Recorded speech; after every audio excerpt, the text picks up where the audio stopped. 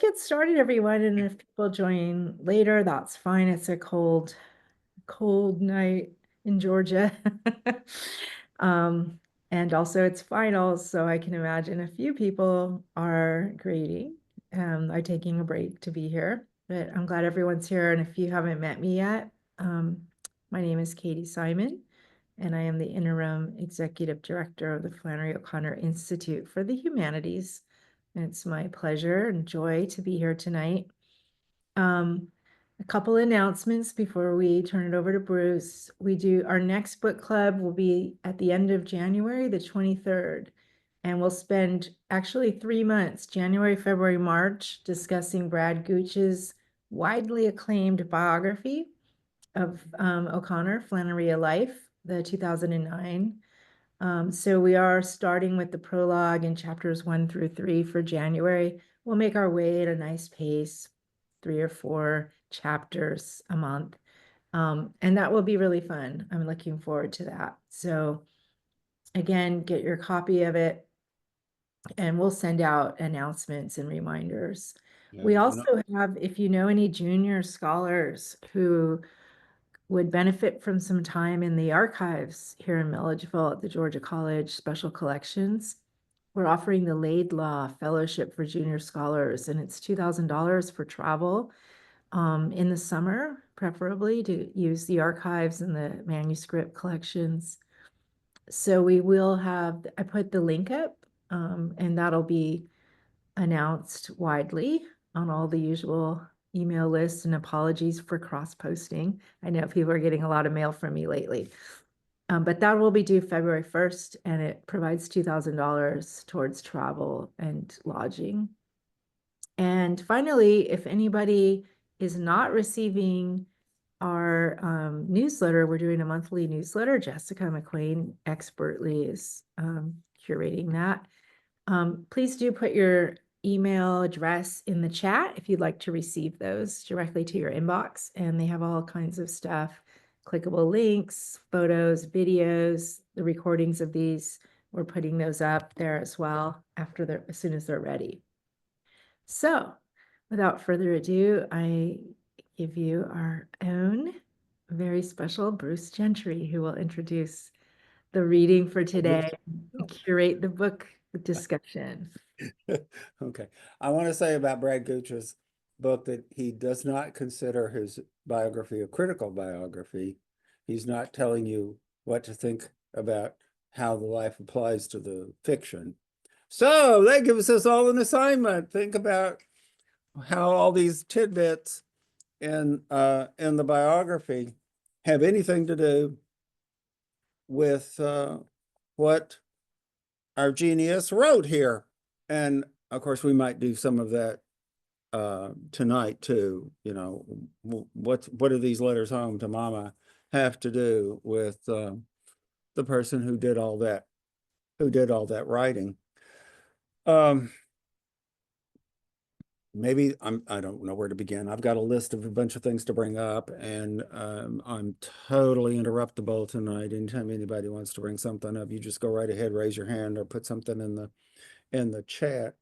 Maybe we should say a few words about Monica. Quite the feat to get the permissions and to sit there with all these letters and type them out slowly and carefully and proofread them all and make this book. It's she has earned the right to have an opinion about the relationship between Regina and Flannery. And you know what she says in the book is that she feels pretty good about Regina, you know. And since this book, it seems to me Monica has become even more positive about Regina. You know, she did that article that we published in the last review about Regina's creative side. And, you know, looking at the clothes that Flannery wore that Regina made for her as a sign that Regina is something of an artist too. And you know, how do people feel about that? I'm a little skeptical about Regina Klein O'Connor as artiste. Are there any letters from Regina to Flannery that we know of? Thank you for asking. Good question. As far as I know, no. Flannery kept all her letters and got all these letters from Mama and just tossed them. Said, these don't matter to anybody. And I think Carol Schloss probably would have figured out a way to get her hands on these letters if they were somewhere. And surely Monica would have said something in her book about, oh, in the year 2500, we'll be able to get our hands on Regina's letters back. We are forced to try to guess what Regina was saying to provoke these answers that Flannery gives her. And, you know, I guess I'm not terribly generous to Regina, and I try sometimes to be generous to Regina, but I keep backsliding. And okay, let me go here.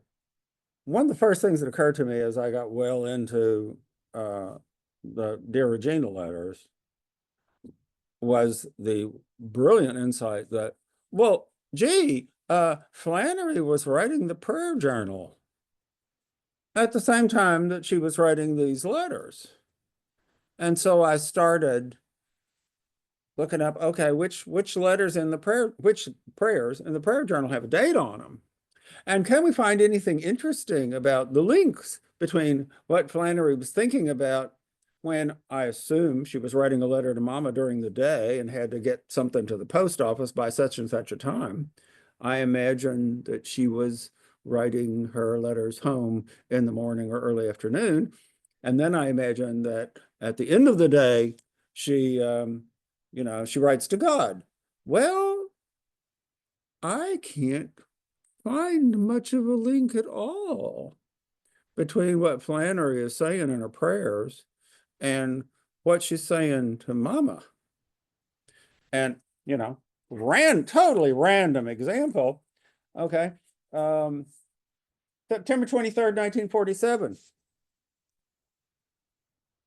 Dear Lord, please make me want you. It would be the greatest bliss, not just to want you when I think about you, but to want you all the time, to think about you all the time, to have you want driving in me, to have it like a cancer in me. It would kill me like a cancer, and that would be the fulfillment, et cetera, et cetera, et cetera. What a passage. Okay, and what did she say earlier that day to Mama?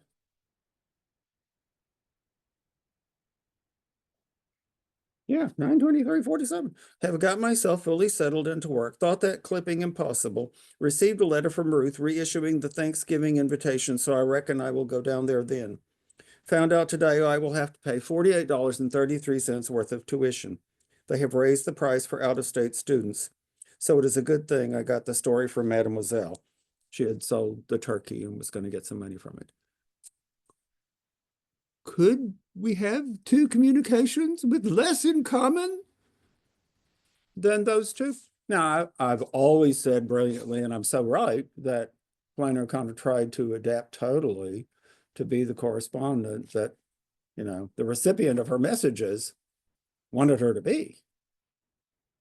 But wow, this is really something. I always imagine that somebody with more patience than I have is going to go through all these collections of letters someday and figure out how many letters to how many people did Flannery write on the same day, and what does that tell us about, how she adapted according to correspondence. When I look at prayer journal in relation to Dear Gina, I just say, well, what's interesting is what's not here.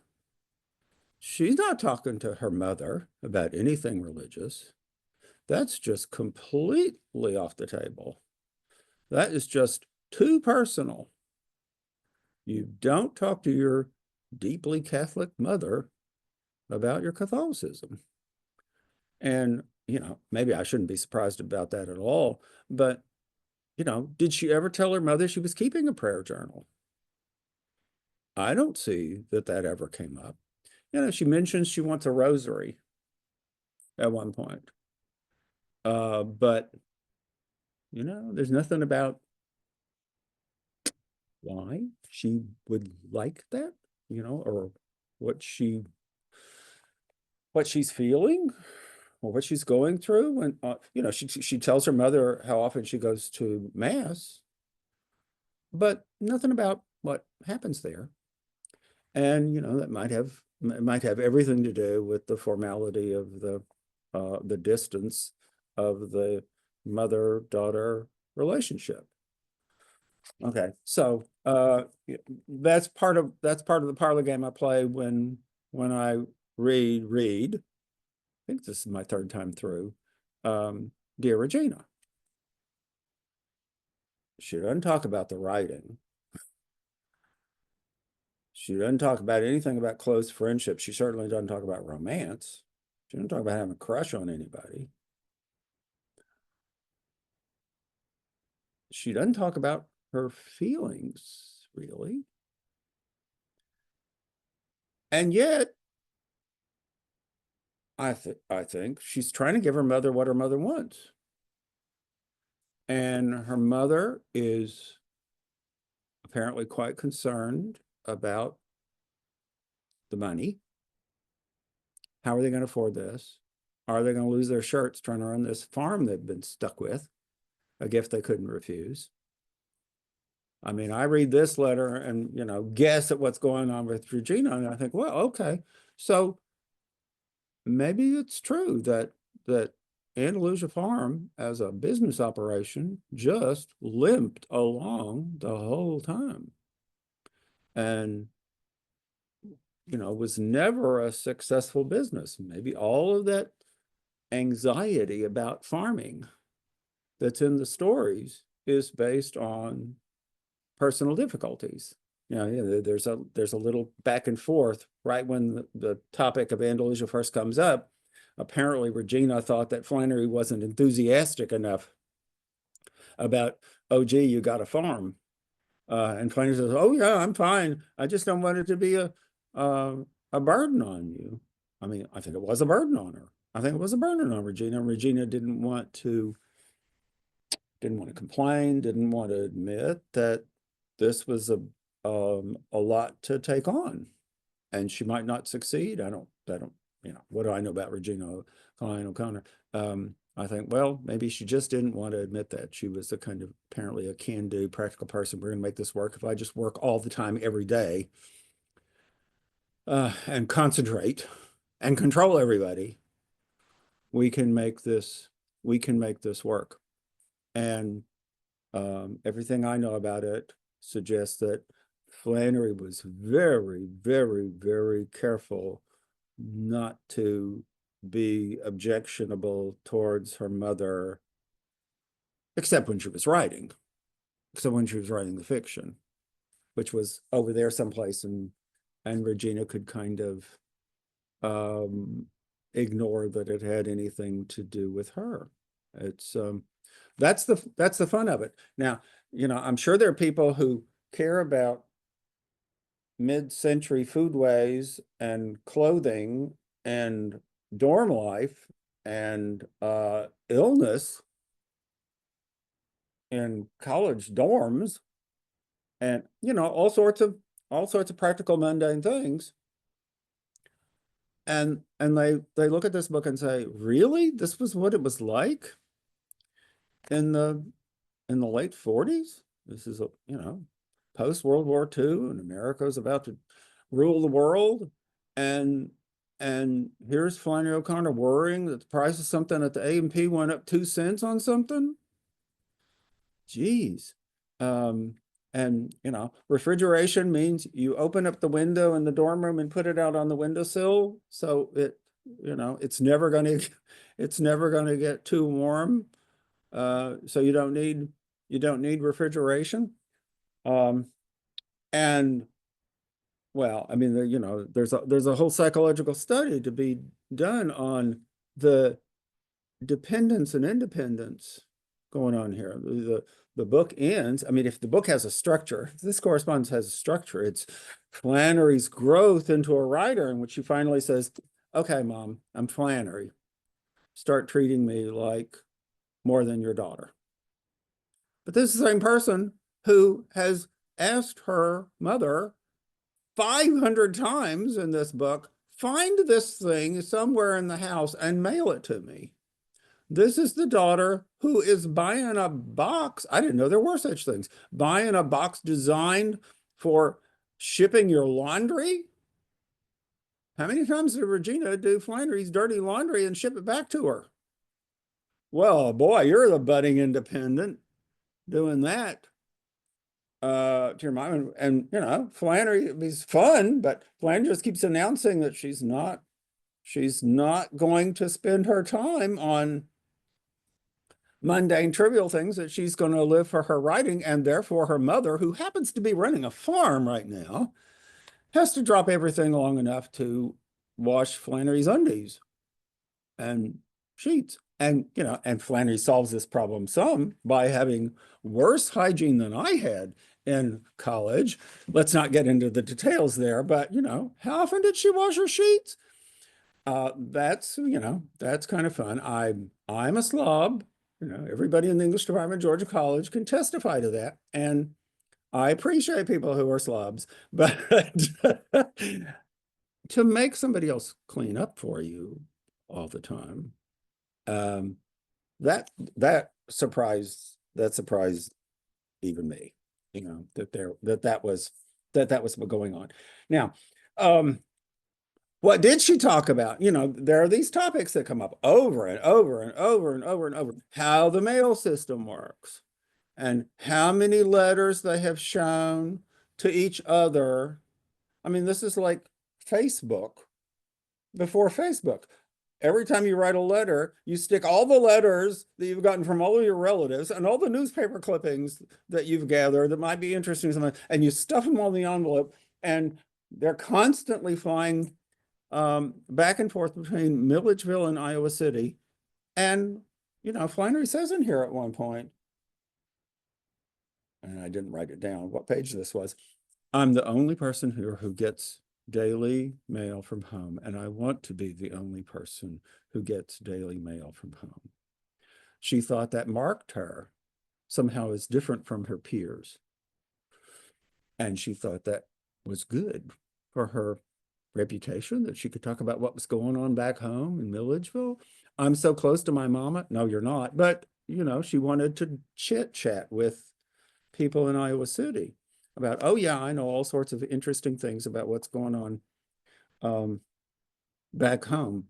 And you don't do that, do you? I'm different from you.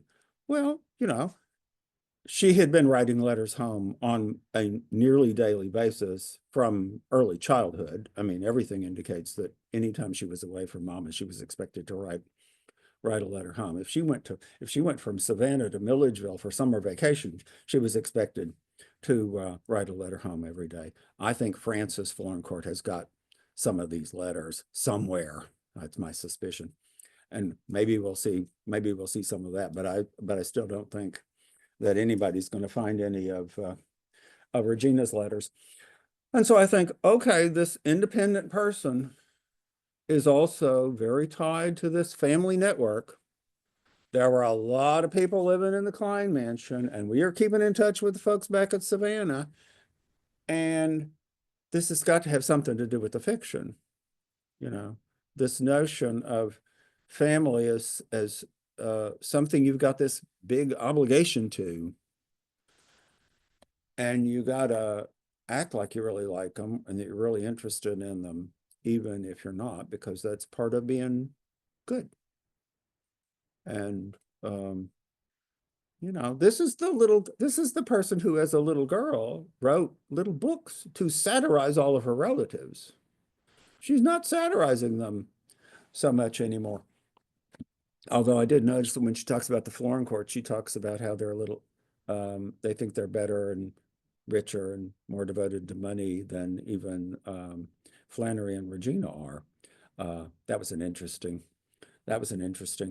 detail. I don't know how justified it was, but that was, the joke she liked to make about that batch of relatives. So, there were a few things that were safe, that it was okay for mother and daughter to talk about, and Regina wouldn't object. Clothes, food, weather, illness. Am I doing my job? I mean, those little throwaway lines about nothing going on here but work. I think, okay, that's an important message. She wants her mother to know, I'm taking this very seriously. I am working. She's in a way putting down the fact that she's not doing anything other than work. But part of the message there is, I'm working really hard. I work all day, every day. There's not time for anything else. I like it when my roommates go away and I can just totally concentrate without ever anybody interrupting me. You know, uh, she talks about every time she leaves the dorm, leaves the housing, and it seems to me to be pretty minimal. And if she does leave, she makes it sound like, well, this was kind of necessary. I have to be nice to this person, or I have to go shop for something. I have to go find this piece of clothing, which I might not be able to find. Can you dig out something similar from the closet somewhere and mail it to me, since I couldn't find it at this town I just visited in in Iowa? So, I know some people look at these letters and say, what a close relationship Flannery O'Connor had with her mother. And and and Monica says, and when one of those introductory bits, that the Regina comes off looking so good in these letters that we should reinterpret all of the stories that are set on farms and be more forgiving, sympathetic towards the women who are trying to run farms in the stories. Well, I think we should be more sympathetic towards the women who are trying to run farms in Flannery O'Connor's stories than critical tradition would tell us to be. But I don't know if it's because of these letters that I would say that. Um, I read these letters and I often feel, oh, she's just going through the motions. She's sitting there racking her brain to think of something to say to Mama. And some of these letters are painfully short. And, maybe that's because nothing ever happens. But then, you look at the prayer journal, and here's this person with this complicated, conflicted, what kind of tortured life. And, um, you know, Wildcat taught us that she was really struggling along with, how can I be a good writer and be a good Catholic? Is there ever anything in Dear Regina to indicate that Flannery wanted Regina to know that that was going on? That this writing, I mean, she could have talked about it a little bit. This writing business is hard. Wildcat tells us that. It's hard to know how to get it all to work.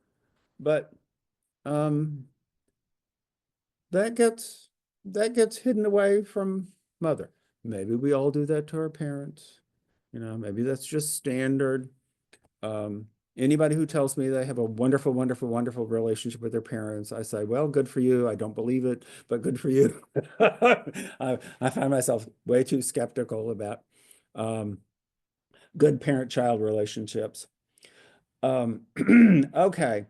And, there are other things that, Flannery talks about over and over and over and over and over. And I always think it's because, well, that's not going to bother Regina. It might not even interest Flannery at all. It's just something to fill the page. And I'm glad we have the prayer journal to show that contrast. I didn't bother to go look at other collections of stories to see if they're really early stories, to see what uh, what Flannery's saying to somebody else. You would think that being a writer is just a matter of having good business sense, that being a writer is like being a good farmer. You have to make deals, you have to figure out the strategies, you have to have the technique, you have to have um, things in place, you have to work hard every day at it. There's nothing about inspiration, imagination, creativity, because mama doesn't get that part. I mean, that's the simple explanation, I suppose. And oh, somebody in book club today, I can't take credit for this, said, and I thought this was great. What you learn from reading Dear Regina is that Flannery O'Connor understood her mother a whole lot better than her mother understood Flannery. That, you know, poor Regina had to devote years of her life to taking care of this odd duck that she had given birth to, whom she didn't understand.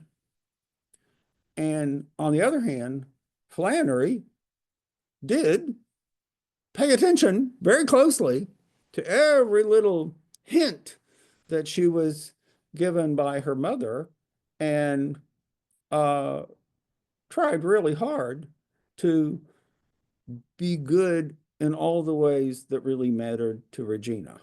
You know, she obeyed all the little rules so that she could be a total radical on all the stuff that had to do with writing.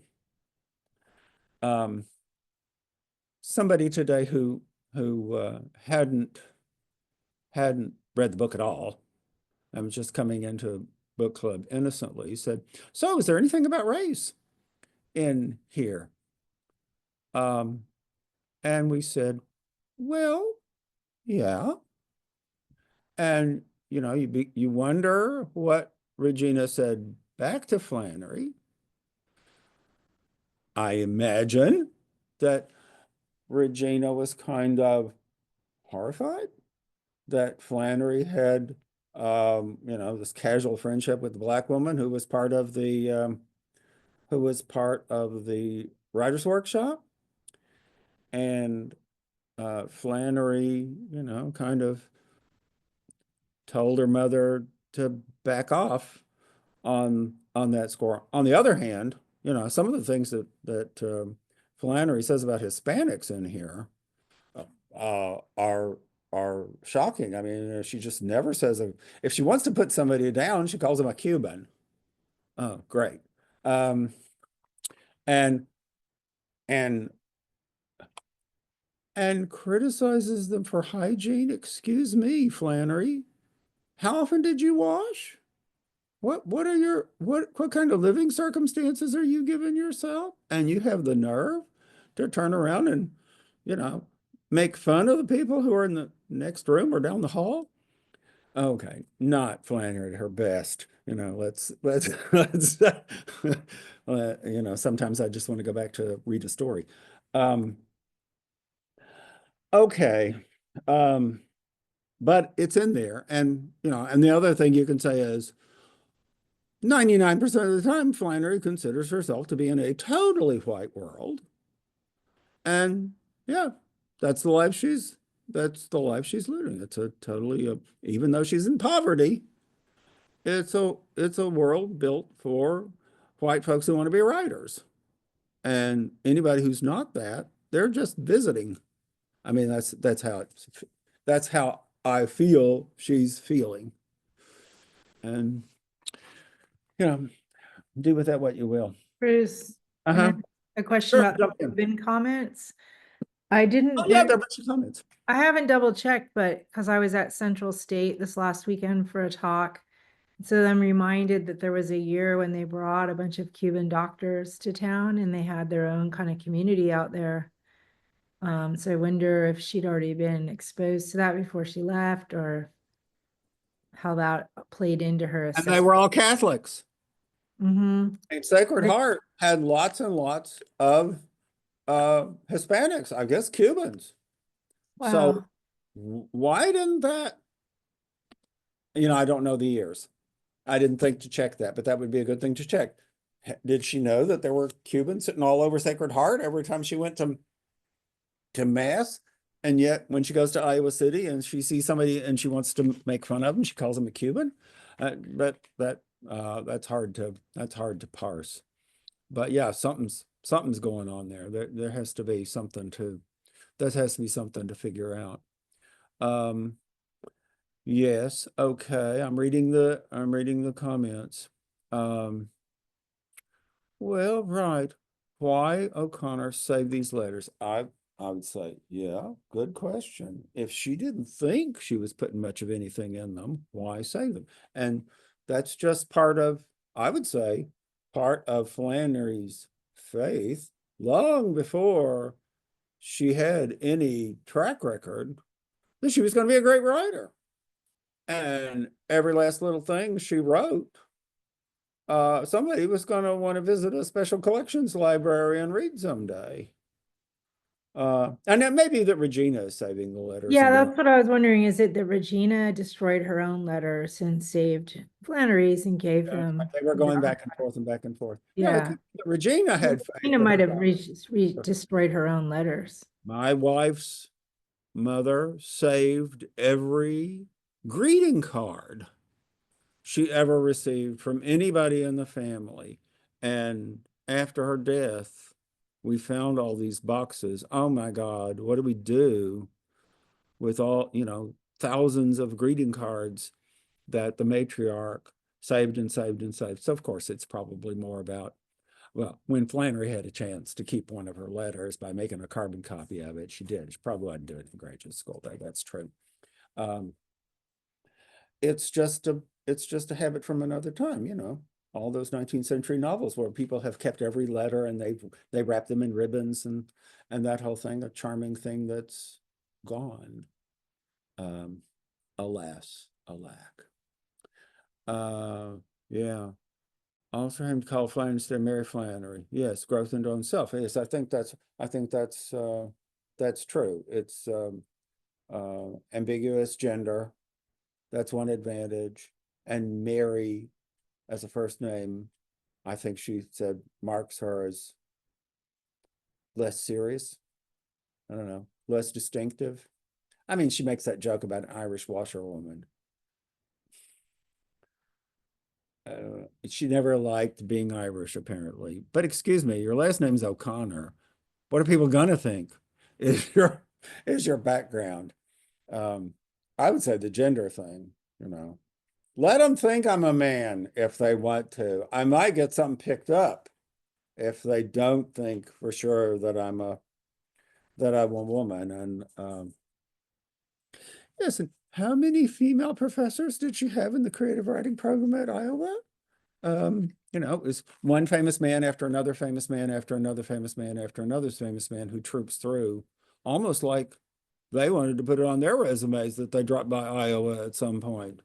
It was more for them than for the students. And I think if you needed proof that the University of Iowa creative writing program did a good job, I would say, well, look at this book.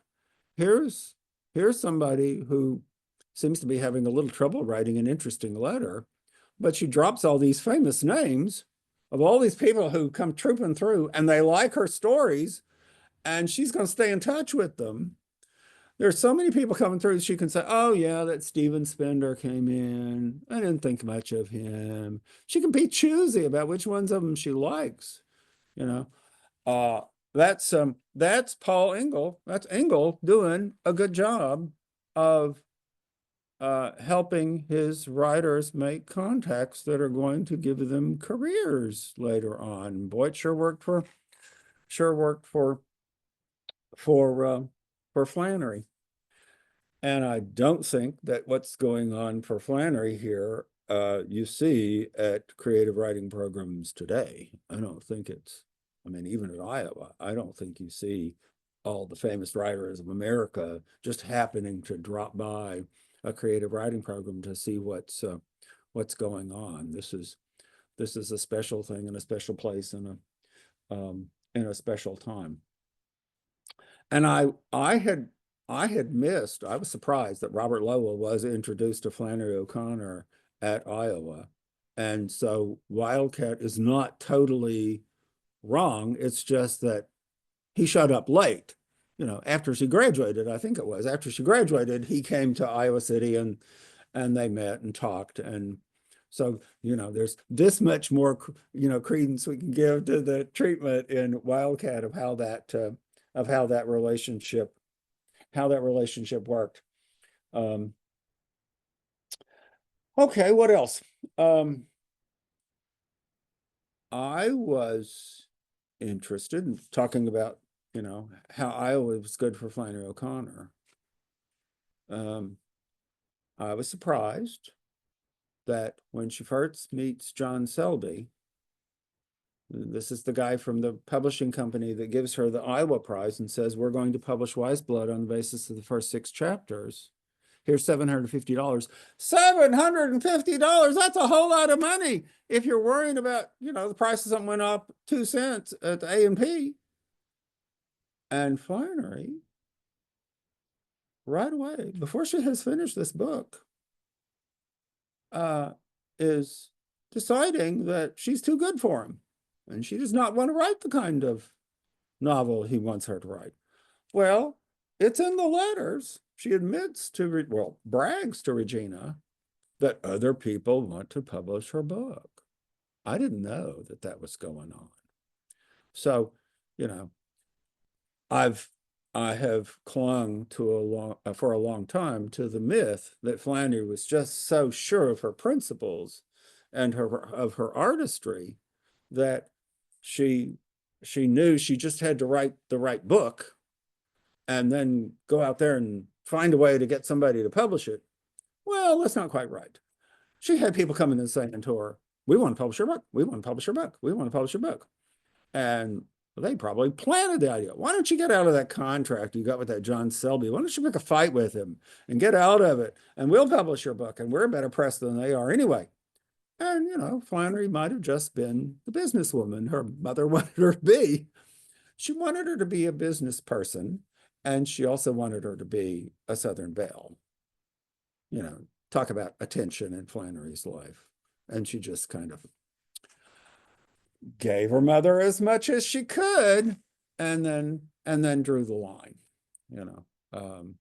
It's kind of nice to see Flannery write those brief passages in letters towards the end about you will now call me Flannery and don't talk to this is all the way through, don't talk to anybody about anything until something's published, because she's telling her, you're going to embarrass me, mama. You're going to say the wrong things. You don't know what you're talking about. Stick to the cows. Stick to the farm operation, and don't give me a hard time. And sometimes maybe a little cruel to Regina when she's telling off her mother. Okay, now if you weren't paying attention to Mary Virginia Harrison references in here, I want to go ahead and do. I get to speculate and make things up. Mary Virginia Harrison has for some time been the #1 candidate for the role of Regina Klein O'Connor's substitute child for Flannery. This has been my hobby horse for years. Parents who want to prove to their children that they're really good parents are extremely generous to somebody else. And the message is, if you were only like this other person, my substitute child, I'd be a great parent. I'd be a much better parent than you think I am, because look how nice I can be to this other person. Well, Mary Virginia Harrison is it. And I went over to Special Collections one time and read the research paper that one of Bob Wilson's students wrote for a local history class. And what's in here is better, I think, telling you what kind of personality Mary Virginia Harrison was. She was forced to be friends. Well, Flannery was forced to be friends with Mary Virginia Harrison. I don't know how crazy Mary Virginia Harrison was about Flannery. She didn't want to visit her in Iowa City. It's a really interesting matter of mixed feelings. Flannery's telling her mama, okay, You want me to be nice to this person?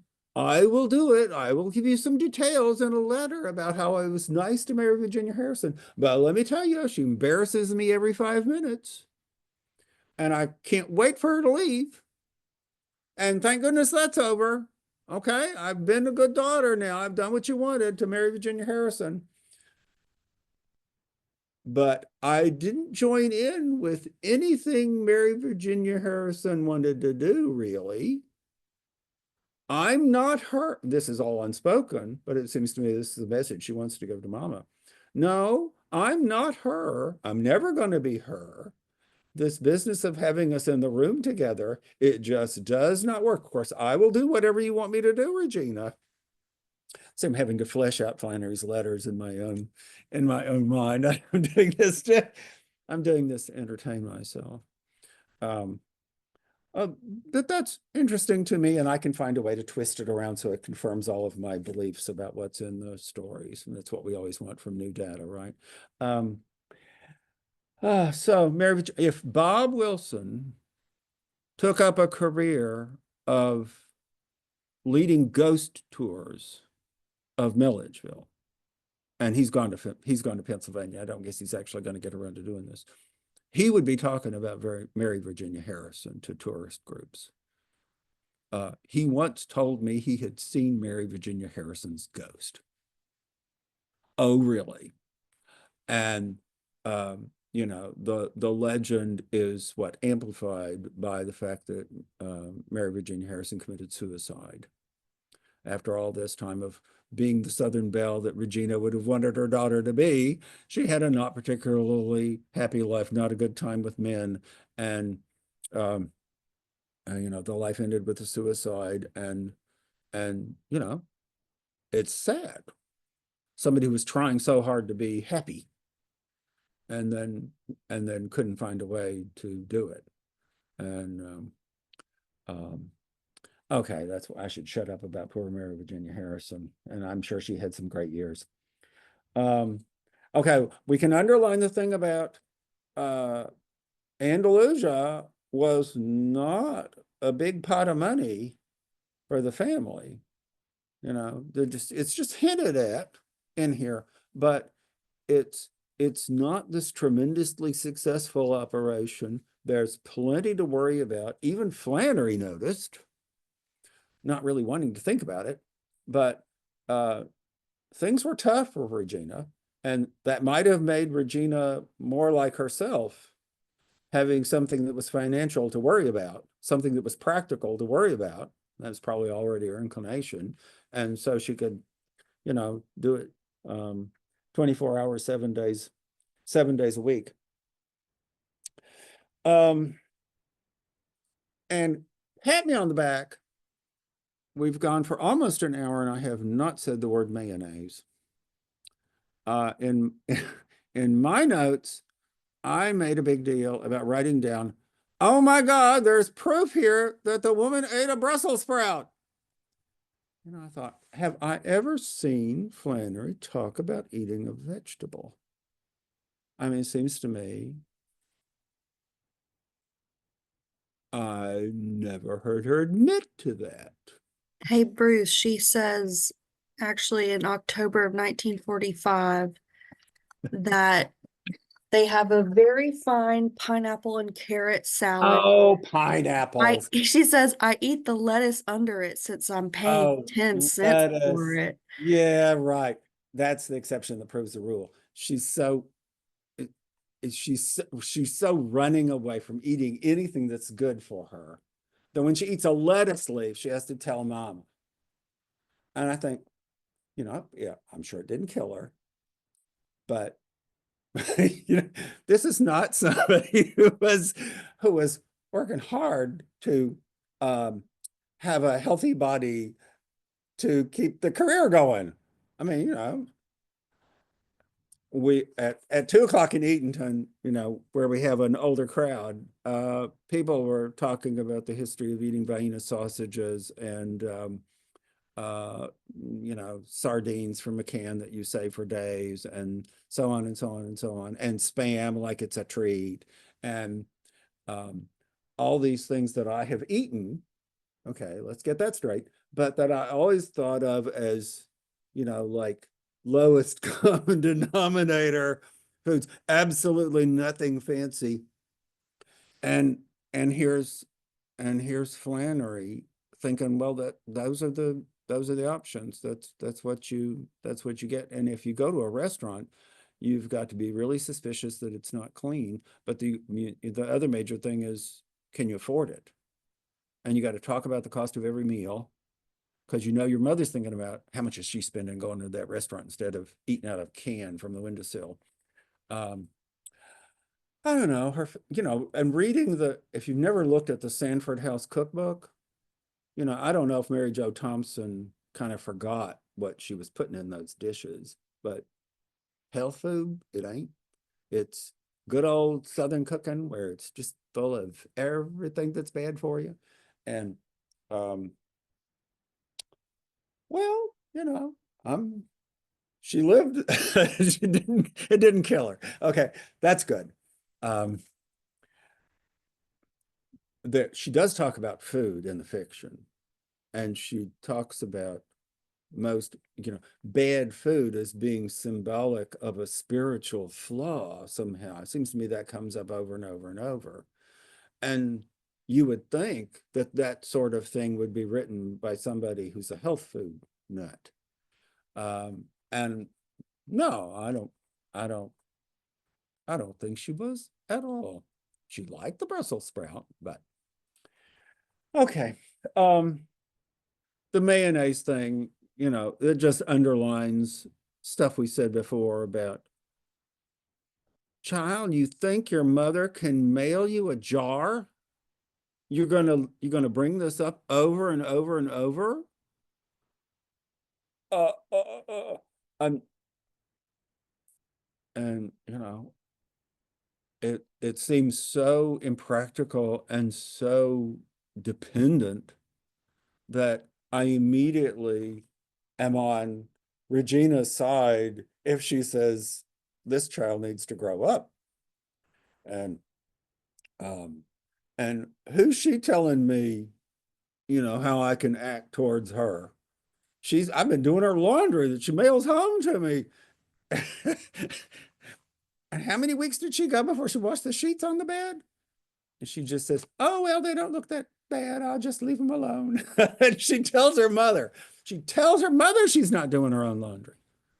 What's the real message going on there? Okay. Okay, what else would people like to talk about? Okay, Jessica still has notes from middle school. Does that count as what? When you Neurotic? Well, you were saying that people don't save their correspondence Yeah, like they used to. yeah. I definitely save a lot of greeting Well, you're an old cards and soul. What can we say? What can we do about that? Everybody's totally electronic today, and if the power goes out, nobody has any record of anything anymore. We had the power go out here in Milledgeville, as it does, for a few hours yesterday, and life stops. Nobody can go on with anything if we don't have everything electrified. Okay. Heidi has a good question I don't begin to have an answer to. Family connection in St. Louis? I don't know of one. That's going to take more biographical work by some people who want to get really serious. I mean, that's one thing you can get from this book. There are just hundreds of references to people she knew that she acts like are important to her. And I'm pretty sure that when you read Brad Gooch's biography, you're not going to make a whole lot of progress on finding out about the whole network. All these names are still going to be unknown to us. And, more projects for more people who have the mindset for this sort of, a librarian needs to do this sort of picky work to figure out, well, now who are these people and how did she feel about them? I was intrigued to see that she refers several times to a Dr. Tigner. Well, Dr. Tigner is the guy whose initials were EAT, and his name was on the corner of the English building on GSCW campus. And I had not realized until reading this book, oh yeah, she really did know this guy. And there are letters, they talked. And so it wasn't just a throwaway name. I probably should have known more about Dr. Tigner before I wrote that thing about her using his name to, have it carved on the watermelon. And a good man is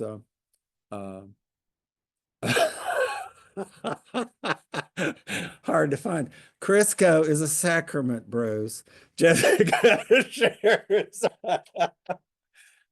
Tell us more about that. I ate Crisco throughout my childhood. We were being modern and up to date and not always eating bacon drippings. I've eaten a lot of bacon drippings in my life, but we were getting upper class when we shifted towards Crisco. What do you mean with the cryptic comment that Feel like in Crisco is a discussing sacrament? the Sanford House cookbook, you said it's no health food, but that these convenience foods were such a like delight, and you know not that I think Flannery or Regina was doing a lot of cooking, but a time saver, and like a yeah, a taste of elegance for people who were working and didn't have people cooking for them. But I think it's one of those things, as health conscious as I am, I have to have Crisco in my pantry or I just don't feel like myself. Like what kind of Southern woman doesn't have, Duke's mayonnaise and Crisco at least on the, back burner? Okay. Let's play. I'm more Southern than you are. Did your mother have a can of bacon drippings on the stove your whole life, and the can of bacon drippings never congealed because the oven was always Was warm enough always warm. to keep it liquid? I think it sat there for like 30 years, Yes, and just ready to have a spoon taken out of it and put into the frying pan. And I think it's a wonder I'm still alive after all those biscuits I ate that were soaked in bacon drippings. yeah, I keep mine in the fridge, but Well, that's a health I conscious. have kept on the tradition. Oh God, I'm saying too much. Okay, what other comments we have? Heidi. She says she will report to cousin Katie about it too. They did have family that were sisters in Augusta. Yeah, there were the folks in Augusta and the folks in Savannah. There's quite a network of family, and she could have done even more of that. You can open the Savannah phone book, I think, still, and find lots and lots and lots of O'Connors who are distant related to Flannery. And there's work to be done about, how does she really feel about these people, and what's that part of her life. The only place in the fiction where I feel this coming out is The Crop, about Miss Willerton trying to be a writer, and she's living in a boarding house, I guess it is, with all those family members having an opinion about everything she does and wanting to get in her way, and tell her how to live her life. And I think, well, that's Flannery and her relatives, and the Klein house, the Klein mansion, which we just got here at Georgia College, and which the Flannery O'Connor Institute for the Humanities is going to take over, right? That's where Flannery lived that, feeling like it's really just nearly impossible for me to be a writer because I got all these people who are around me who basically disapprove and want to have an opinion about every little. They want to be scandalized by whatever I do. Yeah. My story about the food is when we did the 2007, have I ever told this story about the peppermint chiffon pie? I'm retired. Hey, what are they going to do? Fire me? Back in 2007, I said, okay, Flannery O'Connor loved the peppermint chiffon pie at the Sanford House. I'm going to serve peppermint chiffon pie to everybody who attends the 2007 Summer Institute, sponsored by the National Endowment for the Humanities.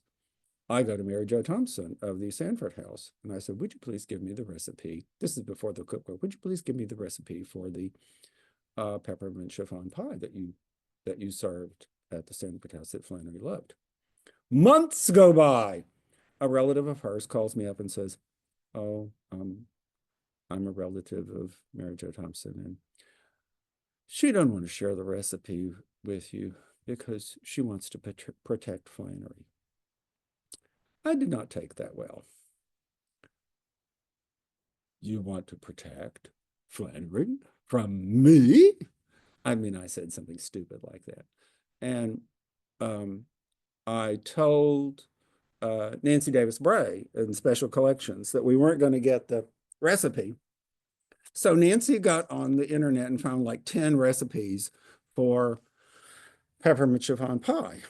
And I know it does involve taking Starlight mints and beating them with a hammer until they get to be such little pieces that they can dissolve in the goo you add to them. That's probably something like Eagle brand milk. Let's add some sugar to the sugar. And I went through having a local restaurant try out every recipe for peppermint chiffon pie. I tried like 10 kinds of peppermint chiffon pie that spring as we were preparing for our, our NEH Summer Institute and the Life of the Mind. And well, they were all pure sugar. Okay, well, we settled on one. And at the final conclusive, dinner party for the NEH Summer Institute, we had all these pies that we were ready to serve. And we were doing this in museum education room, and everybody's sitting there eating dinner. The pies are still frozen. And I forget who was helping me, we're back there with hammers, beating those peppermint chiffon pies into pieces because everybody's going to eat some of this pie because I have fought and bled and died over getting these peppermint chiffon. And the nice people said, well, it's better than it looks. It looked like you poured Pepto-Bismol, all of the pies. You just poured Pepto-Bismol in a pie shell and then added sugar to it until it was hard. And, that stuck in my head all these years as, well, this is how Flannery ate. If it was bad for her, she wanted it. And so, the Brussels sprout jumps out at me. When I read that thing about Flannery going to the dinner party and other people cooked things, and she opened a can of fruit and poured it over some lettuce leaves, I think, well, this is not, the domestic genius. This is not Martha Stewart we are dealing with here. She goes to a party and her contribution is to open a can of fruit from the shelf of the A&P and put it on some lettuce leaves. I bet you everybody was real impressed with that, Flannery. And maybe that was the message she wanted to give. You shouldn't come to me if you want to at a fancy dinner. Okay. Okay, Heidi, you had peppermint chiffon pie cupcakes. I'm not talking about mayonnaise, but I will talk about peppermint chiffon pie. Nobody liked. Nobody liked. No. Nobody liked the coffee and the Coke. Oh, they didn't like mixing coffee and Coke? Yeah, you have all heard that too. That never But came we didn't know the ratio either. So yeah.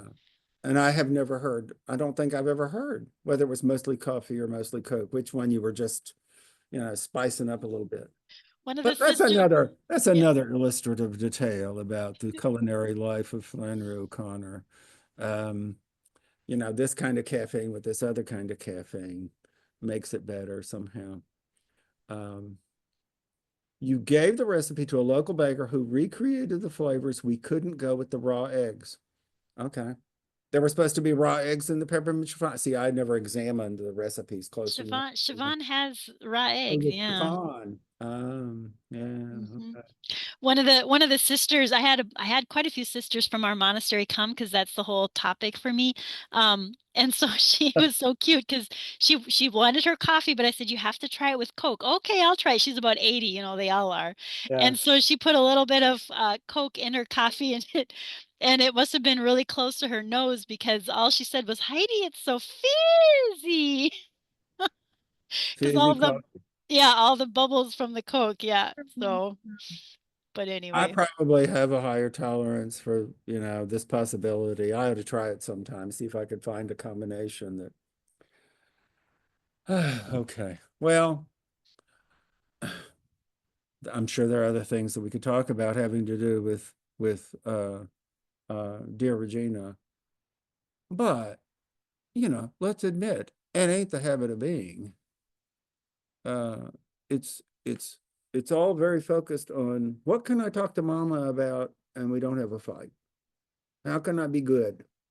How can I be a good daughter who leaves out all the important things that might trouble her?